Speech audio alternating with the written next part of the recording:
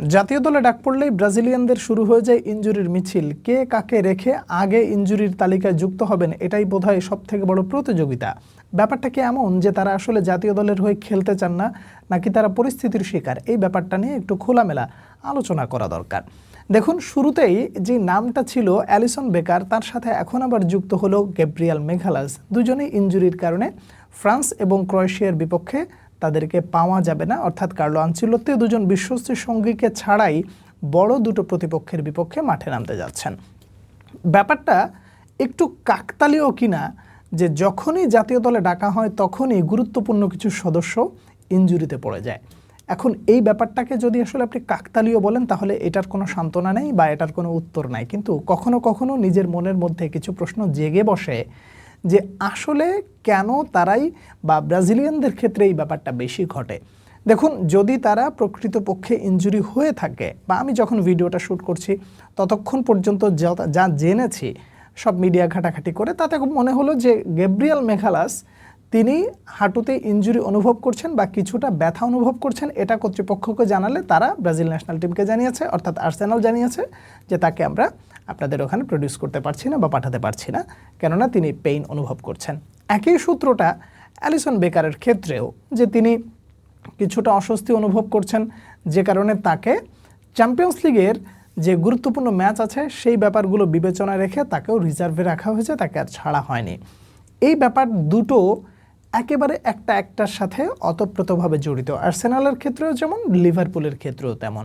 ব্যাপারটা এমন যে তারা আসলে যেই ধরনের ইনজুরি এই মুহূর্তে দেখতে পাচ্ছেন, তাতে করে মানে ইনজুরির কথাটা বলে যখন জাতীয় দলে খেলা হলো না, আবার যখন চ্যাম্পিয়ন্স লিগের ম্যাচ আসবে তখন যখন তারা মাঠে নেমে যাবে, তখন আপনার মনের মধ্যে একটা বাসা বাঁধবে না যে আসলে কি এই ধরনের ভণ্ডামো করার কি দরকার ছিল?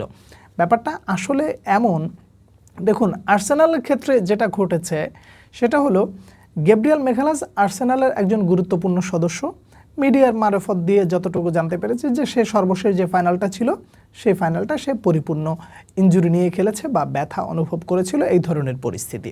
একই কথা আপনি যদি অন্য দিক থেকে একটু মিলাইতে যান তাহলে আপনার কাছে একটু দুঃখ লাগবে এটা ভেবে যে ন্যাশনালের কথা যখন আসে তখন ব্যথা অনুভব হয়, আবার যখন ক্লাবের হয়ে যখন গুরুত্বপূর্ণ ম্যাচের কথা ভাবা হয় তখন আর ব্যথাগুলো অনুভব হয় না।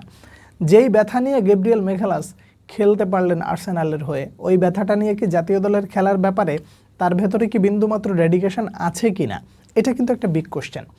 একই সাথে আরও একটা ব্যাপার আছে, আর্সেনাল এই মুহূর্তে যেই জায়গাটায় অবস্থান করছে যে তারা চ্যাম্পিয়ন্স লিগ জিততে পারে এরকম একটা জায়গায় তারা রয়েছে। তবে আপনি আবার হাস্যকরভাবে বা হেসে দিয়ে যেন এভাবে বলে ফেলবেন না যে কি বলে ম্যান সিটির বিপক্ষে তারা আসলে ফাইনাল যেভাবে খেলেছে ওরা আসলে শেষ পর্যন্ত গিয়ে নিজেদের কাপড় রক্ষা বা ইজ্জত রক্ষা করতে পারবে কিনা সেটাই বড় প্রশ্ন। আগে ফাইনাল পর্যন্ত যাক তো, তারপরে হচ্ছে অন্য কথা। হ্যাঁ, এই কথাটাও যৌক্তিক, কিন্তু আর্সেনালের প্রেক্ষাপট নিয়ে যদি আপনি দেখেন তাহলে গ্যাব্রিয়েল মেঘালাস এবং উইলিয়াম সালিবা দুইজনই হচ্ছেন গুরুত্বপূর্ণ সদস্য। তাদের দুইজনকে সেপারেট রাখার জন্য বা রিজার্ভ রাখার জন্য বা চ্যাম্পিয়ন্স লিগের ম্যাচকে প্রাধান্য দিয়ে তাদেরকে রিজার্ভে রাখা হয়েছে বা রেস্টে রাখা হয়েছে। ইন্টারন্যাশনালি তাদেরকে এই মুহূর্তে ছাড়টা দেওয়া হলো না ক্লাব কর্তৃক। এটা ব্রাজিলিয়ান হিসেবে আপনার কাছে মেনে নিতে কষ্ট হবে। আবার ওইদিকে লিভারপুলের অবস্থাও ঠিক তাই, যে তারা অ্যালিসন বেকারকে এই মুহূর্তে রিজার্ভে রেখে দিয়েছে শুধুমাত্র চ্যাম্পিয়ন্স লিগের ম্যাচগুলোকে গুরুত্বপূর্ণ মনে করে।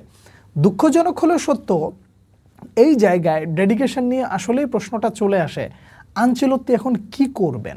যদি প্লেয়াররা জাতীয় দল ক্লাবটাকে ওইভাবে যদি ম্যানেজ করতে না পারেন তাহলে আসলে আনচেলত্তিরও কিছু করার থাকে না, ন্যাশনালেরও অনেক সময় কিছু করার থাকে না, কেননা তারা ওখানে চাকরি করেন বা ক্লাবে যারা খেলছেন তারা তো আসলে ওখানে চাকরি করেন।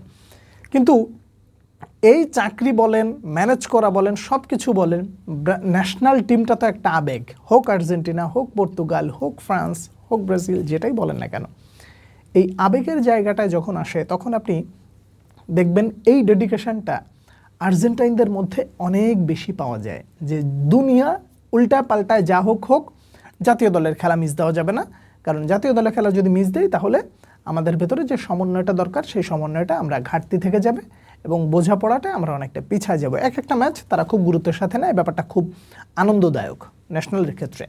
কিন্তু ব্রাজিলিয়ানদের ক্ষেত্রে এই ব্যাপারটা হয়ে গেছে খুব একটা ম্যাসাকার পরিস্থিতি। গ্যাব্রিয়েল মেঘালাস এবং অ্যালিসন বেকার এই দুজন গুরুত্বপূর্ণ সদস্য বিশ্বকাপের স্কোয়াডে কতটা ইম্প্যাক্টফুল বা তারা কতটা গুরুত্বপূর্ণ সদস্য এটা তো খুব ভালো করেই আপনি জানেন, বা নতুন করে আর বলার কিছু নাই। তাহলে দুঃখটা এবার একটু চিন্তা করে দেখেন, ফ্রান্স এবং ক্রোয়েশিয়ার বিপক্ষে ম্যাচ, এটাকে আপনি হালকাভাবে নেওয়ার তো কোনো সুযোগই নাই। সেই জায়গায় যদি চ্যাম্পিয়ন্স লিগের ম্যাচগুলোকে গুরুত্ব দিয়ে ক্লাব তাদেরকে যদি আটকে রেখে দেয় আর ওই পরিস্থিতিগুলো যদি প্লেয়াররা ম্যানেজ করতে না পারেন, তাহলে সেটা দিন শেষে ক্ষতিটা হয় ন্যাশনাল টিমের। এটাকে আসলে আপনি আমি দুঃখ প্রকাশ যতই করি না কেন, প্লেয়াররা যদি ম্যানেজ করতে না পারেন তাহলে তার চেয়ে দুঃখ আর মানে এই ধরনের দুঃখ আসলে আপনি কাউকে বলে নিজের ভেতর থেকে কমাতে পারবেন না। ন্যাশনালের ক্ষেত্রে যেই ধরনের ডিসিশন নেওয়া হয়, এই ডিসিশনগুলোকে আসলে আপনাকে সর্বোচ্চ লেভেলের প্রায়োরিটি দিতে হবে যদি আপনার ভেতরে দেশপ্রেম থেকে থাকে আর আপনি যদি প্রকৃতপক্ষে ইনজুরি হয়ে না থাকেন। ফ্রান্সের বিপক্ষে ব্রাজিল কেমন করবে সেই প্রশ্নের আগে এই মুহূর্তে যে প্রশ্নটা সবথেকে বড় বা বেশি আকার ধারণ করলো তা হলো দেশত্ববোধ বা দেশপ্রেম নিয়ে যদি আপনাদের ভেতরে এত প্রশ্ন থেকে থাকে, তাহলে জাতীয় দলের হয়ে না খেলে বরং ক্লাবের জন্যই রিজার্ভ থাকা হোক। একটা কথা বলে না, ব্রাজিলিয়ানরা কি শুধুমাত্র ক্লাবের জন্যই জন্ম নিয়েছে? তাদের ক্লাবের পারফরমেন্স ভালো, জাতীয় দলের পারফরমেন্স ভালো না। এই ইম্প্যাক্টগুলো এই জায়গার থেকেই সূত্র তৈরি হয় বা এই ঝামেলাগুলো তৈরি হওয়ার পেছনের কারণগুলো এই জায়গার থেকে উৎপত্তি হয়। আমার কাছে যা ছিল, আমি যা মনে করেছি সেটাই আপনার সামনে তুলে ধরলাম। প্রকৃতপক্ষে ইনজুরি হলে সেখানে কারোর হাত নেই, এটা আপনাকে মেনে নিতে হবে, সবাইকে মেনে নিতে হবে। কিন্তু যদি এরকম হয় যে ন্যাশনালের খেলাটা তো আসলে খুব একটা গুরুত্বপূর্ণ না, চ্যাম্পিয়ন্স লিগ গুরুত্বপূর্ণ, ক্লাব গুরুত্বপূর্ণ, তাহলে সেটা অবশ্যই দুঃখজনক। আপনারা কে কী মনে করছেন জানাবেন। পরবর্তী ভিডিওতে আবার দেখা হচ্ছে, সে পর্যন্ত অনেক অনেক ভালো থাকবেন। আল্লাহ হাফেজ।